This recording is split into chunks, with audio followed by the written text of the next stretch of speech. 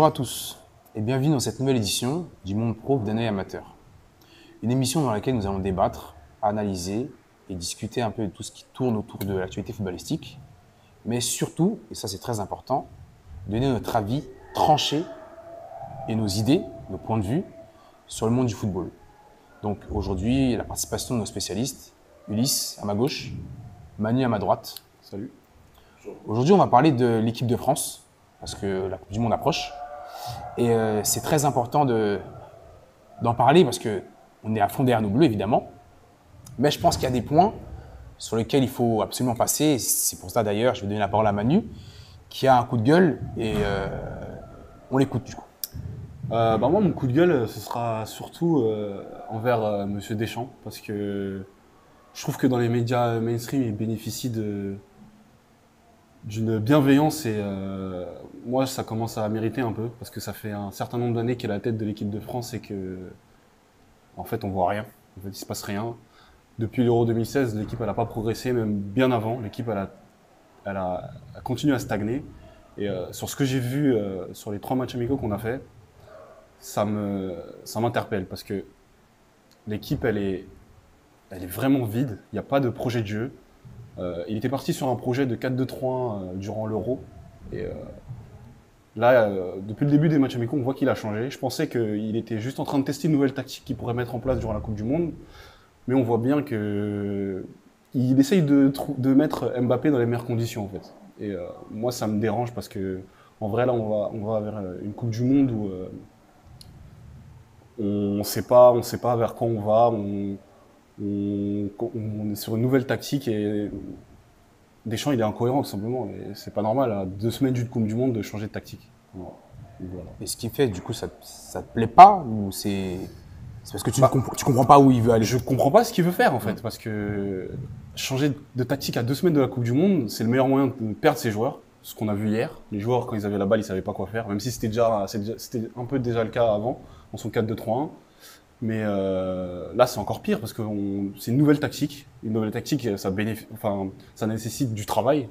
À 2 semaines du Coupe du Monde, même s'il les a au jour le jour, je pense pas que 2 semaines, ça soit assez pour mettre en place ce qu'il veut faire. Ouais. Tout simplement, il n'y a pas assez de temps pour mettre en place une nouvelle tactique comme ça et que ça soit la tactique principale, tu vois. Pour moi, c'est pas judicieux. Tu penses quoi, toi, Ulysse? Dis-moi. Écoute, moi, je suis assez d'accord avec Manu. Moi, ce que je reproche à Monsieur Deschamps, c'est de ne pas avoir de plan. Pas le style, parce que l'équipe de France n'a jamais de style. J'estime qu'on n'a jamais spécialement bien joué au foot. On n'a pas spécialement d'identité de jeu.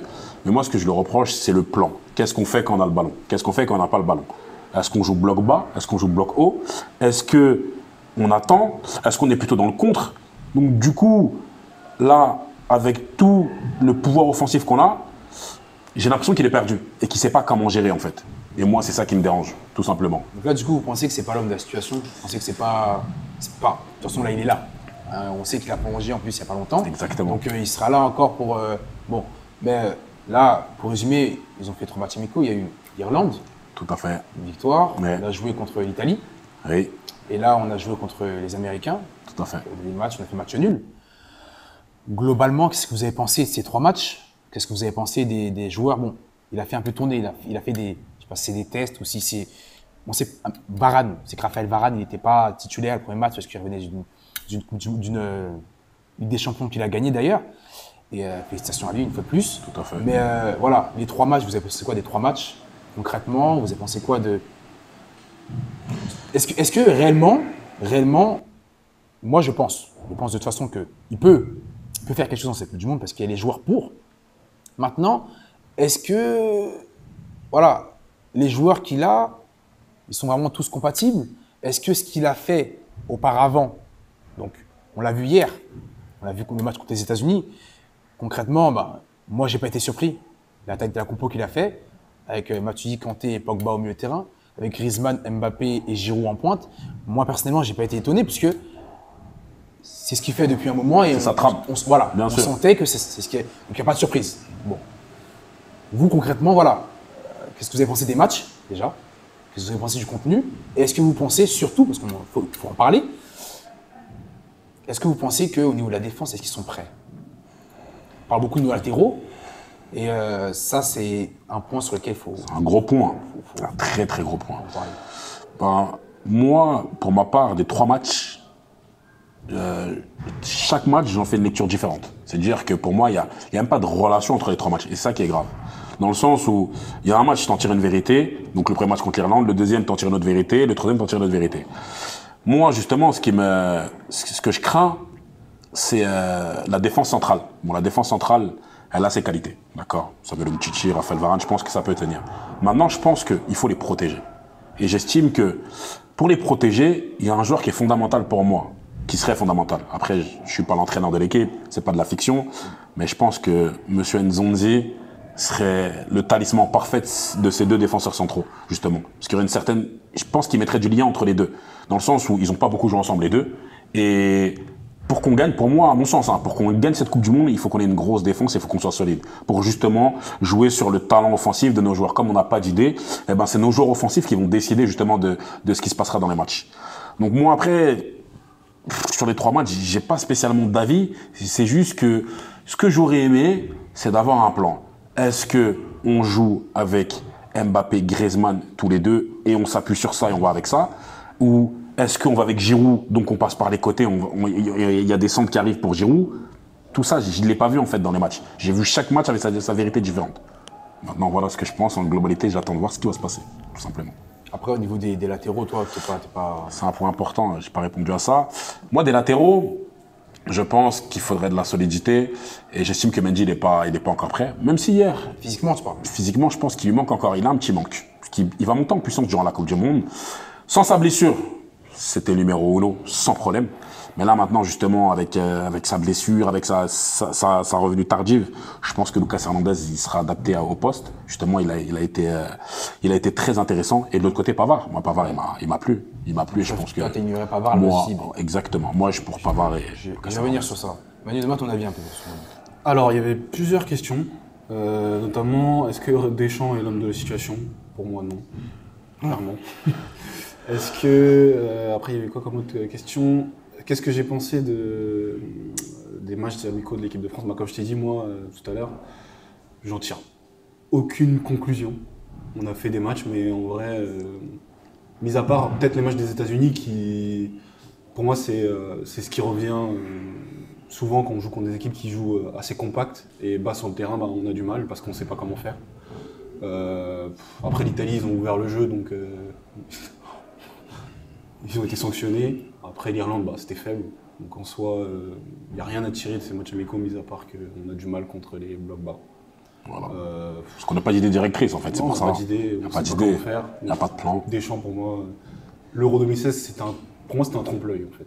Donc on aurait dû passer à autre chose direct. Comme 2006 avec Domenech. Ouais, voilà. Pour moi, 2006 avec Domenech, c'est pire. Même lui, pour moi, lui, c'est... Ouais, en fait, ouais. Après, c'est tâtonnement tactique et de choix de joueurs. Choix de joueurs, c'est-à-dire que ce soit quand t'es en 6, quand t'es en 6 ou Pavard et comment il s'appelle, CDB, Mendy à gauche. Enfin, il y a plein de tâtonnements. Il n'y a pas de certitude. On ne sait pas.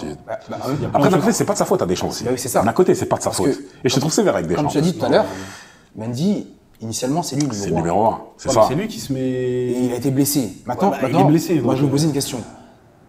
Là, si Didier, il commence la Coupe du Monde et il se dit, OK, je mets Pavard à droite, je mets Hernandez à gauche, donc je mets Mendy et CDB sur le banc. Pour les matchs, c'est contre l'Australie de mémoire. Tout à fait. Bon. Et ils font un très bon match. Bon, l'Australie, c'est pas des foudres de guerre.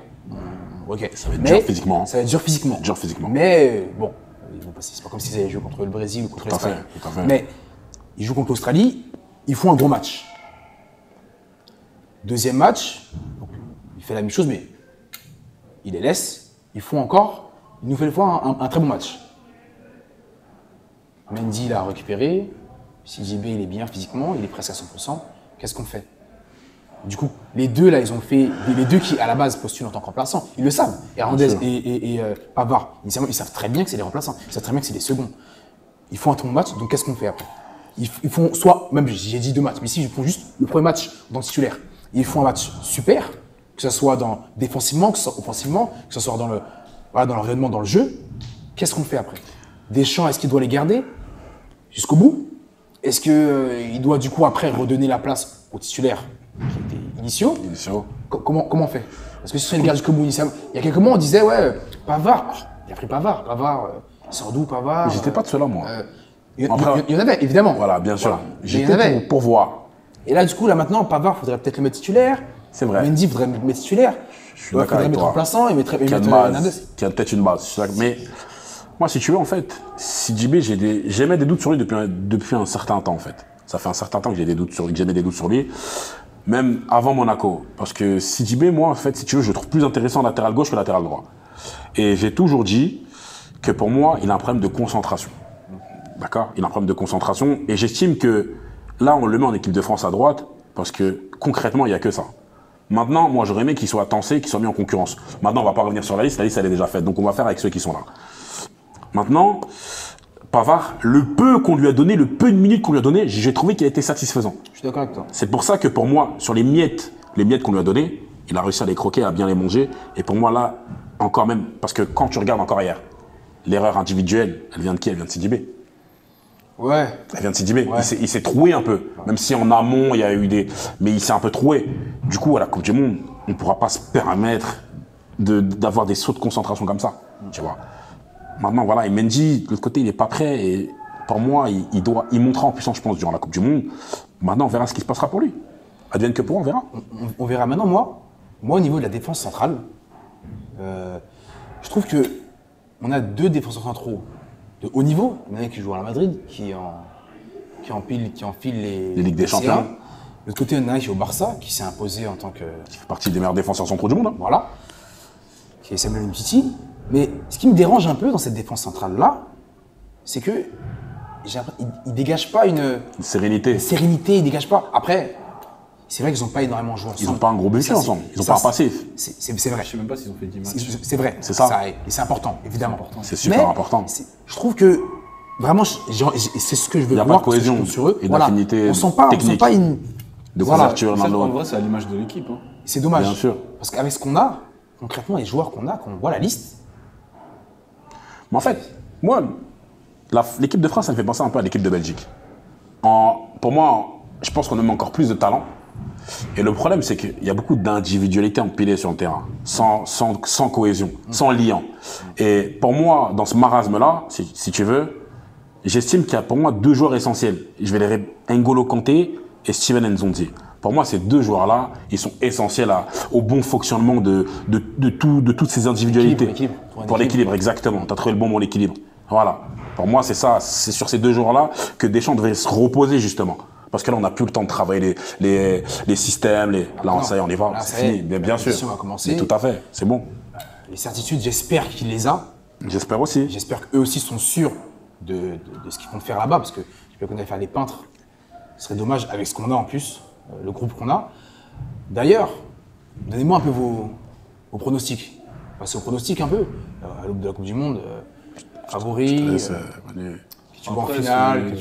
Pour moi, après, les favoris, c'est les grands noms. France, Brésil, Espagne, Allemagne. J'en oublie. Après, les outsiders, pour moi, c'est Belgique.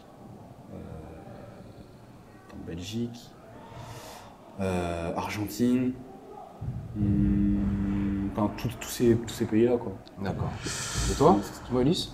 Moi, je vois le Brésil gros comme une maison. Si tu veux, je vois le Brésil gros comme une maison, favori des bookmakers. Voilà, Neymar encore tout à l'heure, qui s'est amusé, qui a régalé avec un but extraordinaire, qui a mis un défenseur par terre sur le dos, qui a fini. C'est l'habitude. Voilà, donc je les vois ultra favoris. Maintenant, j'estime que l'Espagne aussi aura sa carte à jouer, aura une grande carte à jouer parce que ils sont sur une cohésion, sur un groupe qui est là depuis, avec des nouveaux joueurs bien évidemment, un nouveau sélectionneur et une nouvelle histoire.